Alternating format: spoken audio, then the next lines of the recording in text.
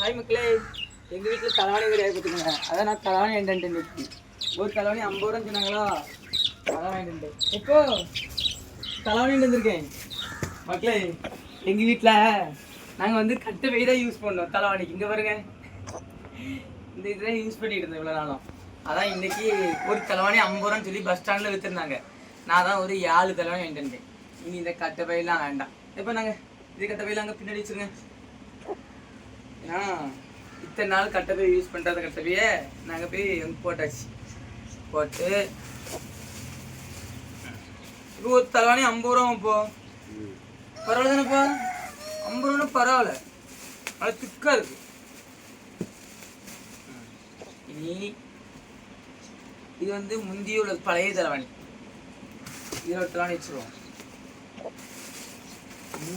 இங்கே ஒன்று, வேற இங்கே ஒன்று, இதில் ஒன்று, இதில் ஒன்று, வேற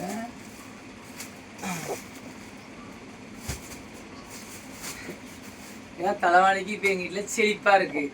ஏன்னா இவ்வளோ தலைவாணி எதுக்கு வாங்கினீங்க, நீங்கள் 3 பேர் தான் இருக்குன்னு நீங்கள் கேட்பீங்க. வேறு ஒன்றும் கிடையாது மக்களே. ஏதாவது விருந்தாள் வந்தாலும் அவங்களுக்கு யூஸ் ஆகும், அதுக்காக தான் எக்ஸ்ட்ரா வாங்கியிருக்கேன் நான். அதனால் உங்கள் ஊரில் இந்த மாதிரி 50 ரூபாய்க்கு தலைவாணி கொடுத்து தான் மறக்காமல் வாங்குங்க. ஆனால் பரவாயில்லாமல் இருக்குது.